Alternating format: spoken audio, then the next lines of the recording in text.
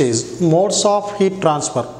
Generally we know that heat energy transfer from a body at high temperature to a body at low temperature. That is the definition of heat energy also. The form of energy that always flows from hot body to cold body. So heat energy always transfer from a body at high temperature to a body at low temperature. It may be a body or a system or a particle, what it may be, from high temperature to low temperature. Generally, there are three types of modes of heat transfer. They are conduction, convection and radiation. So the first one is called conduction. Second one is called convection. The third one is called radiation. So what is this conduction method? In conduction method, in this method, heat transfer takes place from hot body to cold body without actual movement of electrons or particles or the molecules of the medium. So the process in which heat transfer takes place from one place to another place, from one point to another point, or from one body to another body, or from one system to another system, due to the temperature difference, without actual movement of the particles of the medium, without actual movement of the particles of the medium. Here this is without actual movement of particles of the medium.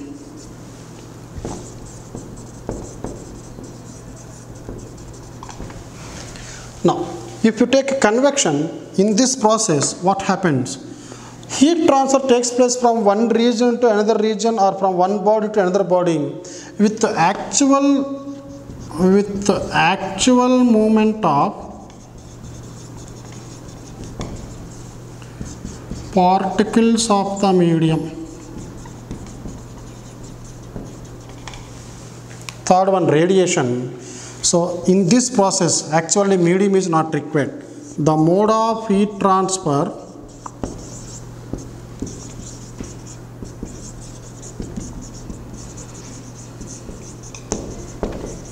in which no medium is required.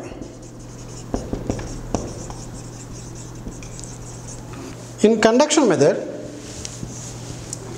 if you take a classroom, let us say this is a classroom board, this is the teacher and these are the students in the class.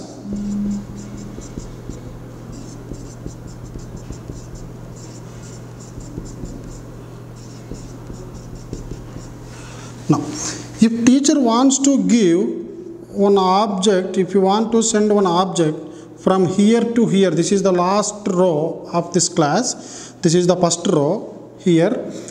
If teacher want to give one duster, for example, let us say this duster, he want to transfer this duster from here to here, to the last by. So if teacher give this duster to the person who is sitting in the first row, this person will give to this one, this person, this duster will be given to the next one and the next one and the next one and next one. Here what is happening? The person who is in the first row is not moving, but he is taking the duster from the teacher and is giving it to the next person or back bench like this. Okay, so he is just transferring the duster from one point to the another point, from teacher to the student who is sitting in the last bench.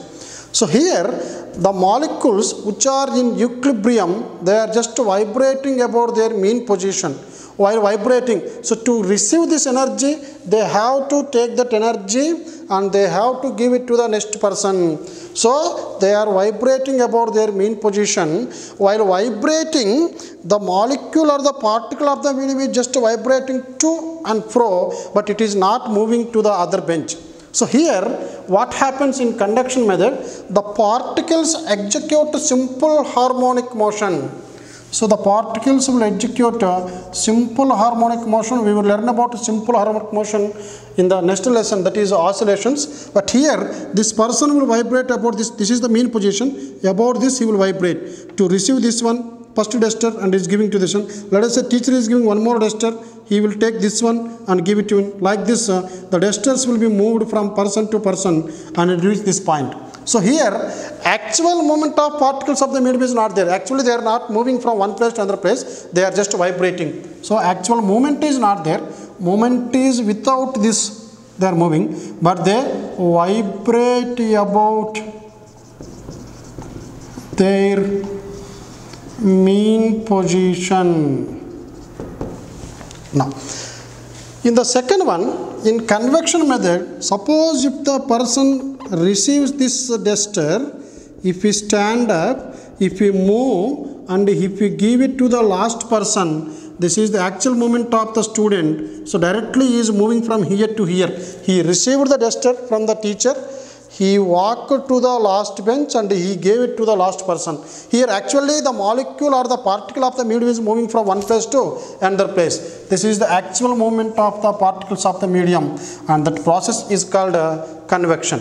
In the third one, radiation, the medium is not at all required. So this I will explain later in this topic.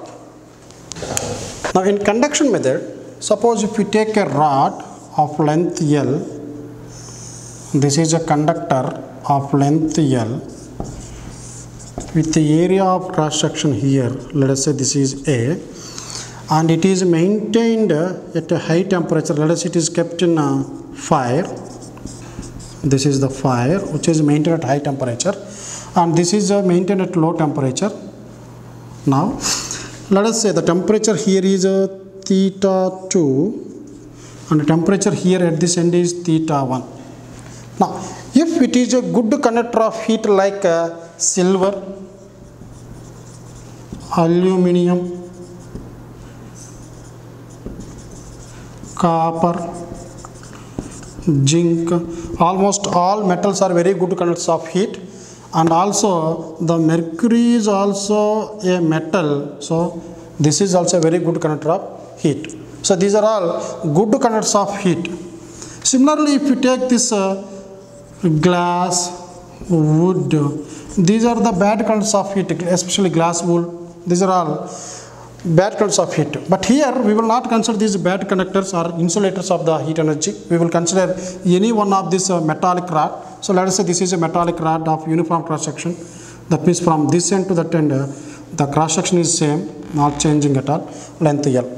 Now, it is found that the quantity of heat flowing through this rod can be determined by knowing some quantities. Now, initially, let us say this is at high temperature, in this case theta 2 greater than theta 1. We know that conduction is a process of mode of heat transfer in which heat transfer takes place from hot region to cold region or at high temperature to low temperature without actual movement of the particles of the medium. Here, let us say this is made of silver. Let us say this is a silver rod. These are the silver particles or atoms or molecules, whatever it be. These molecules will not move from their original position. They will just vibrate about their mean position, and they will transfer the energy. By taking the energy, they will give this energy to the neighboring molecules or atoms, whatever it be. Now, particles. Now, in this case, let us say this temperature is 100 degrees. Let us say this temperature is 20 degrees Celsius. Now, initially, this will be at 20 degrees Celsius, this will be at 20 degrees Celsius, this will be at 20 degrees Celsius, this will be at 20 degrees Celsius, this will be at 20 degrees centigrade. But this end is at 100 degrees centigrade. At initially, that means when this is kept in fire, this end will become 100. But this end, this point will become 20, 20, 20, 20, 20. But what happens, because of the temperature difference between these 2 points A and B, here what happens, heat transfer takes place between these two only first, and there is no heat transfer here. Why? Because heat transfer takes place only if there is a temperature difference between the points. So there is no heat transfer between B and C. Only heat transfer takes place between A and B. Then this will increase to 30. Now there is a difference temperature between these 2 points. Let us say D, E, F like this. So now heat transfer takes place only between A and D, between A and B and B and D. But there is no heat transfer between these points D and C. Now this will become 40, this will become 30. Then heat transfer takes place between these two as there is a difference of temperature. Slowly it will continue till this end will be at 20, this will be, let us say, 30, this will be 40, 50, 60, 70, 80, 90 like this. Now we will get a equilibrium position, equilibrium condition, that is called thermal equilibrium, where heat transfer takes place throughout the rod from one end to the other end. So in this equilibrium state, if you take this rod, if you divide this rod into some parts, each and every part will have same temperature difference. Now let me erase all these values. Let me divide this into 1, 2, 3, 4 parts only. Now this is total difference is 80. 80 will be divided into 4 parts. So 20 each. This is 40, 60, 80.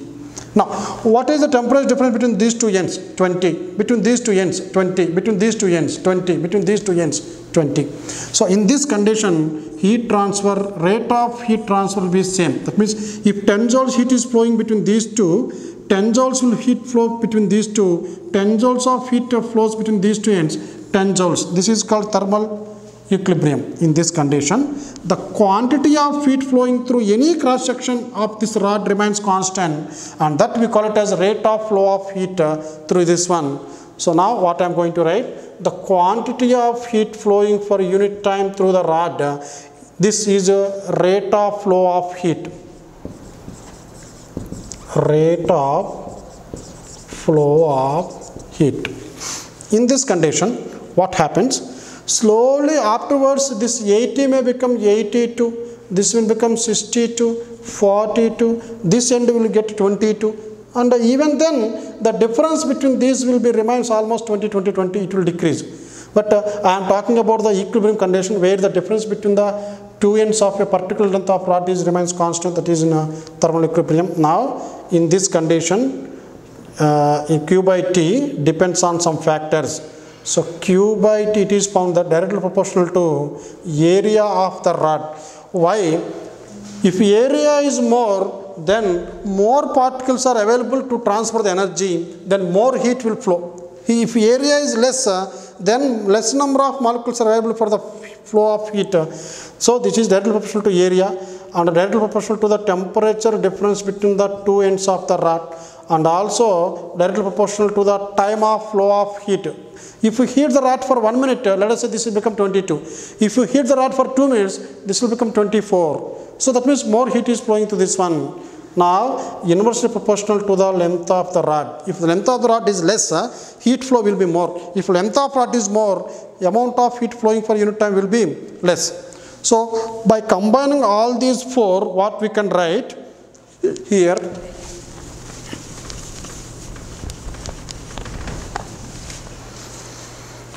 now we combine these four, we can write this as Q by T directly proportional to A, theta 2 minus theta 1 T by L.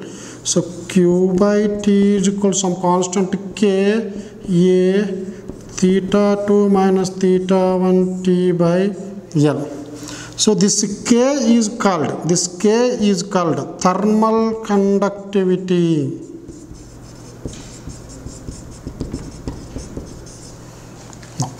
What is the unit of thermal conductivity and the dimensional formula for thermal conductivity? Now, if you want to find out the SI unit and dimensional formula for any physical quantity, you keep that physical quantity that side, bring all the other terms to the other side.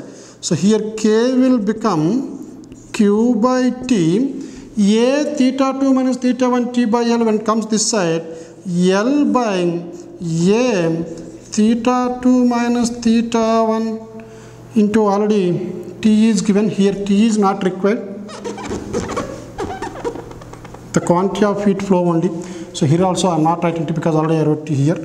So this will be this. So this is the thermal conductivity. But how to define thermal conductivity? First of all, if you know the definition, then we can write the SI internal dimension formula very easily. Thermal conductivity of a given metallic rod or metallic conductor is the amount of heat flowing through the conductor in unit time of unit length and unit cross-sectional area if the temperature difference between the two ends is exactly equal to 1 degree Celsius or 1 degree Kelvin. So, thermal conductivity is defined as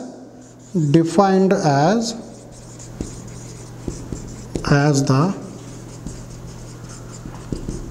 quantity of heat flowing through a metallic conductor of unit length and unit cross-sectional area. The quantity of heat flowing through a metallic conductor of unit length and unit cross-sectional area in unit time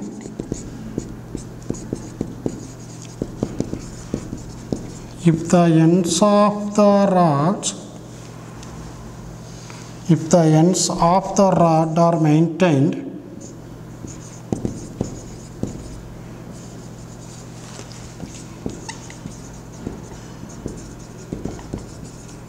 with a temperature difference of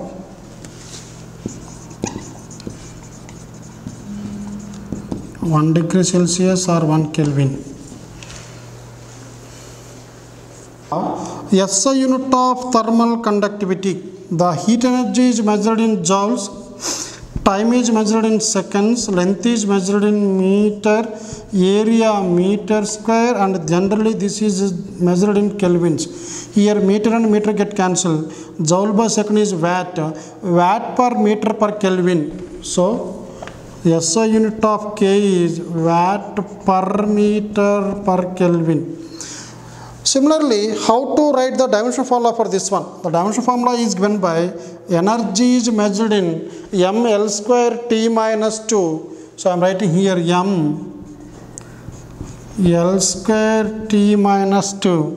Time is T, length L, area L square, and temperature difference K. Here L and L get cancelled. T1 goes up. This will become m L square. This L, one of the L will get cancelled once again here. So ml T power minus 3 K minus 1. This is how you can write a dimension formula for thermal conductivity. Now that means, according to this definition, if you take a rod of unit length of the rod is 1 meter, area of cross section of the rod is also 1 meter square. This is 1 meter square. So this is 1 meter, 1 meter. That means almost it is a cube only. Length 1 meter, height 1 meter, width 1 meter. This is 1 meter square. Now, through this rod, if you send heat energy for 1 second, let us say we are sending 480 joules of heat energy in 1 second. So, the quantity of heat flowing through a conductor of unit length, unit cross-sectional area, that is unit length means L is equal to 1 meter, area is equal to 1 meter square. In unit time, so 480 joules of heat is flowing in 1 second. If the ends are maintained at a temperature difference of 1 degree, that means let us say this is theta and this end is maintained at theta plus 1 degree Celsius. So the temperature difference between these two is exactly 1 degree Celsius. Then this is called thermal conductivity of this material, and K is given by 480, and we know the unit for this one, watt per meter per Kelvin. If you observe some of the materials and their corresponding K values in watt per meter per Kelvin, you can see mercury has 8.3 watt per meter per Kelvin, and silver has a highest value which is equal to 406.2 watt per meter per Kelvin. That's why silver is the best conductor. Silver is said to be the best conductor of heat in this list. Similarly, if you take these gases, air has this much as well as hydrogen has 0.14 watt per meter per Kelvin. But in case of this glass, this is around 0.8 watt per meter per Kelvin, and glass wool has 0.04 watt per meter per Kelvin. That's why in the previous class also, while teaching about the calorimeter is surrounded by the glass wool. Why? Because this is a bad conductor of heat. K value is very, very small when compared to these metals. K value is very small for glass wool. That's why especially in these calorimeters we are using this glass wool, and also in big auditoriums and cinema halls, the walls are covered with glass wool to absorb the sound energy as well as to stop the flow of heat, especially as these cinema halls are made AC cinema hall, AC theaters. So these walls should not allow the heat to flow from outside to inside, inside to outside. That's why walls, even the concrete has this value around 0.8 only.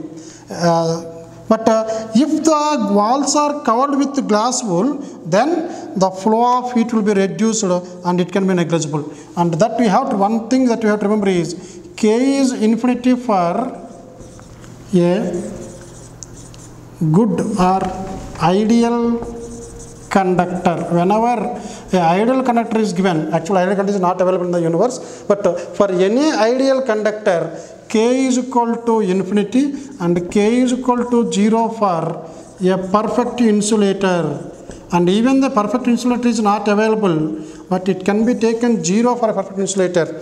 Here you can see these are almost nearly equal to 0, but if you consider a perfect insulator, then K will become 0. What is the temperature of the steel copper junction in the steady state? So we call it as a steady state. Previously we were explaining theory part. I used a word equilibrium state. That is not equilibrium state. Steady state. That means the amount of heat flowing through any cross section Q by T is constant. So in steady state, what is the junction temperature between steel and copper? Here they are asking what is the temperature here. This end is maintained at 300 degrees and this end is maintained at 0 degrees. That is also given here. System as shown in the figure. Length of steel rod 15 centimeters. So here I am writing L steel 15 centimeters and length of copper is 10 centimeters. So this is a length of copper 10 centimeters.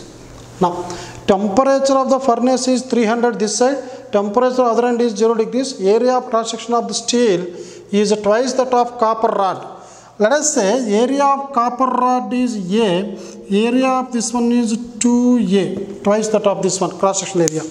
Now what is the junction temperature? As it is given as a steady state, in steady state, the quantity of heat flowing through the first rod, that is a steel rod, must be equal to quantity of heat flowing through the copper rod in the same interval of time. That is rate of flow of heat must be same. Here in this diagram you can see this black color region is the insulating material which will not allow the heat from either from steel rod or copper rod to the surroundings. Whatever the heat is that is coming from the furnace will pass through only steel rod and then copper rod only. It will not be given to the surroundings as it is placed in a insulating chamber. So there is no heat loss in this system. The entire heat is flowing through steel and then copper only. So in this, according to that formula, Q by T is equal Ka theta 2 minus theta T by L. So I am going to write here for first steel, K steel area of steel, temperature difference between the two ends of the steel by length of steel is equal to, here the rate of flow of heat through the copper rod is K copper area of copper, temperature difference between the two ends of the copper by length of copper rod. Now what we can write? we know the K value of steel, it is given here, K value of steel is 50.2. Area of steel, in the problem it is given that the area of cross section of the steel rod is twice that of copper rod. If the area of copper rod is A, steel rod area will be 2A. Already we wrote that one, that is at that point. Here I can write 2A. What is the temperature difference between the two ends of the steel rod? Only steel rod. Here it is maintained at 300. Here it is maintained at an unknown temperature. Let me take it as theta. So what is the temperature difference between the two ends of the steel? This will be 300 minus theta by length of steel rod is given in centimeters, 15 centimeters. You can write this as 10 power minus 2 meters. This is equal to, what is the K value for copper? This is 385. Area of copper rod I am taking it as A. What are the two ends of temperature difference between the two ends of the copper rod? This is at high temperature, this is at 0 degree temperature. So this is theta minus 0. This is high temperature, low temperature. So I can write this as theta minus 0 by, what is the length of the copper rod, which is equal to 10 centimeter. You can cancel this and this. 5 2s, 5 3s. Now you can cancel this A and A. So now by simplifying this equation, we can write here we have 50.2 into 2. 52s are 100. 0.2 into 2 4. 100.4. So this is 100.4 into 300 minus theta by 3 is equal, right side we have 385 theta by, this is 2, because theta minus 0 I can write that theta. Now by cross multiplication, 100 into 2, this is 200 in 0.8 into 300 minus theta is equal, this is 385 into 3, 15, 24, 25, this is 9, 10, 11, this is 1155 into theta. Now this is the expression. From this I want to find out theta value. If you want to find out theta value, this is 1155. Now I can write 200 into 3. So 200.8 into 300 minus 200.8 into theta is equal 1155 theta. You bring this one that side. This is 208 into 300 is equal 1115 point theta, 200 point theta. Here you can take theta common. So this is 200.8 into 300 is equal 1155 200. So 11 plus 2, 13. 1355.8 into theta.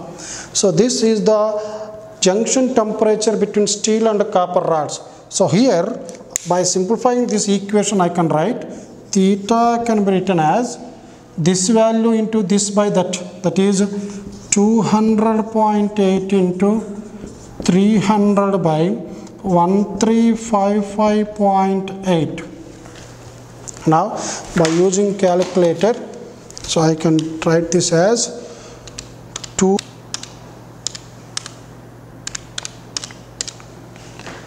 200.8 into 300 will become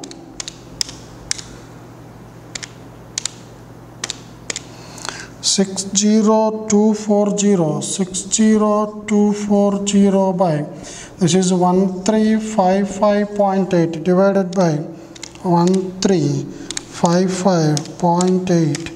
This will be 44.3343 degrees Celsius. So if it is 300, if it is 0, the junction temperature is given by 44.43 degrees Celsius. This model is very, very important for 5 marks per PUC. Conductors in series, conductors in parallel. Now if you take two metal conductors, this is the first conductor having thermal conductivity K1. and this is one more having thermal conductivity K2 here. So here these are said to be connected in a series here. What is the effective thermal conductivity of this combination? Let us say this is made of one material, let us say steel, this is copper like this, or some another any metal conductors. Let the length of this one is L1, length of this one is L2. If I want to connect them in series, compulsory the cross sectional area of this one and this one must be same. So here A1 is equal to A2. In steady state, what happens? In steady state, the amount of heat flowing through the first conductor is exactly equal to the amount of heat flowing through the second conductor. So in steady state, Q by T, quantity of heat flowing for unit time, is constant in this combination. But here we are interested to find out the effective thermal conductivity of the combination. So effective thermal conductivity of the combination, that is K effective.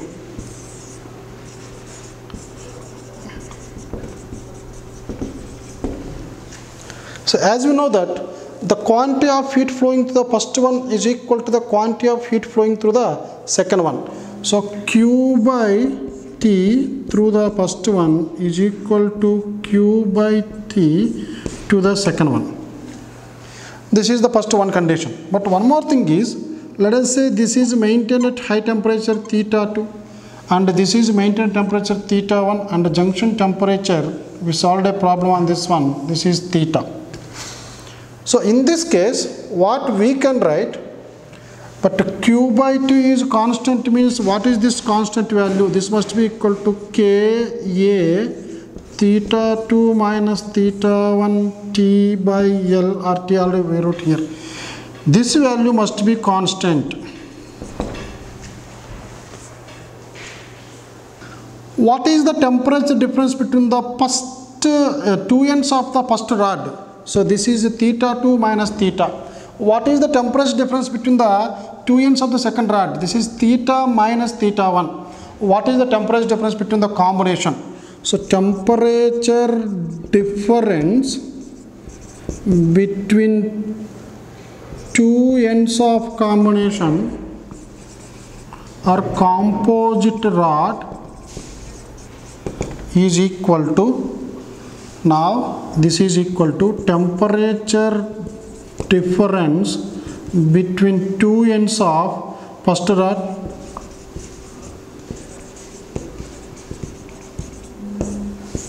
plus temperature difference between two ends of second rod. How to find this temperature difference? You see this one, this is a theta 2 minus theta 1 which is equal to Q by T L by Ka. So this is a theta 2 minus theta 1 which is equal to theta 2 minus theta. This is the temperature difference between the two ends of the first rod. And what is the temperature difference between the two ends of the second rod? This is a theta minus theta 2 or theta 1 I'm writing. Now theta 2 minus theta 1 temperature difference is Q by T into Ka by L when it comes this side, L by Ka. Here I am going to write this as this value equal to this one which is equal to Q by T L by Ka is equal to, for this rod I am going to write this as Q by T length L1, this is K1 A1 plus for this rod, that is theta minus theta 1, this will become Q by T L2 by K2 A2. You can cancel Q by T, Q by T, Q by T. So what is the total length of this combination? This is the composite rod. This is equal to L1 plus L2 by K effective into area is equal to, this is L1 by K1A, L2 by K2A. A get cancelled because area is constant. So from this what we can write, L1 plus L2 by K effective is equal. Now you can take K1 K2 LCM. This is K1 K2. This is K2 L1. This is K1 L2. I want this K effective. So the K effective is given by, cross multiply this one, K1 K2 into L1 plus L2 by K1 L2 plus K2 L1. So this is the effective thermal conductivity of a composite rod when two rods are connected in series. Now here I am going to write this.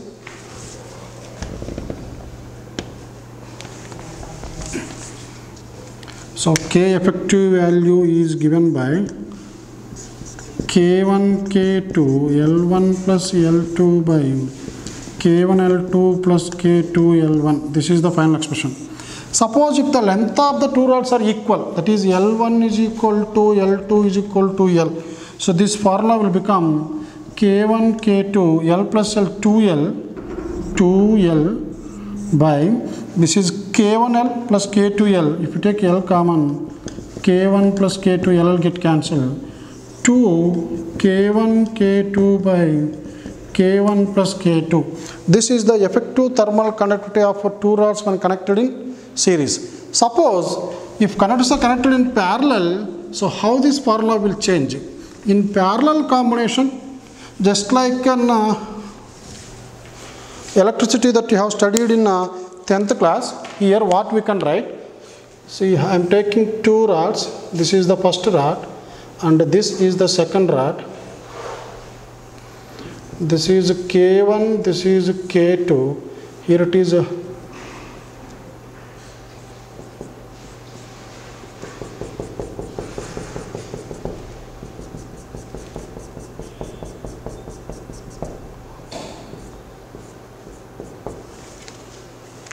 when conductors are connected in parallel, this is maintained at high temperature theta 2 and this is theta 1, theta 2 greater than theta 1, heat flows from left side to right side. But in steady state here, in steady state, the quantity of heat flowing for unit time Q by T, that is equal to Ka theta 2 minus theta 1 by L is constant. But what we can say, the amount of heat flowing through this rod plus the amount of heat flowing through this rod is equal to amount of heat flowing through the composite rod. So total heat current, so H is a quantity of heat flowing for unit time. This is called heat current. So the total heat current through the parallel combination is equal to heat current through the first one plus heat current through the second rod. So here I can substitute that Q by T as H, where we call it as heat current. So this heat current is given by this one, Q by T in the composite rod is equal to Q by T through the first rod plus Q by T through the second rod. What is Q by T? See, remember here H is the heat current, which is equal to rate of flow of heat. In 10th class we studied that the rate of flow of charge is called electric current. There also we wrote Q by T only, but here this is heat by time, that is heat current. So Q by T can be written as this one, K A theta 2 minus theta 1 by L is equal to, what is the heat flowing to the first rod? So K 1 A1 theta 2 minus theta 2 by L1 plus, what is the heat flowing in the second rod? So K2 A2 theta 2 minus theta 1 by L2. Here you can see this length of the first rod is equal to length of the second rod. So L1 is equal to L2 is equal to L. Because total length of the composite rod is L, length of first rod is L1, length of second rod is L2. Now, second one, what we can write, the temperature difference between the two ends of the first rod is equal to temperature difference between the two ends of the second rod is equal to temperature difference between the two ends of the composite rod. So I can cancel this. So here I can write K into, what is the area of the composite rod? This is for composite rod, this is individual rods. This is A1, area of this one is A1, this is A2. I can write this as A1 plus A2 is equal K1 A1 plus K2 A2. So what is K here? K1 A1 plus K2 A2 by A1 plus A2. This is the effective thermal conductivity when rods are connected in parallel. Suppose if areas are also same, if A1 is equal to A2, so this can be written as K effective is equal to, this is A, this is A, this is A plus A, 2A, cancel, you will get K1 plus K2 by 2. So this is the effective thermal conductivity when conductors are connected in parallel.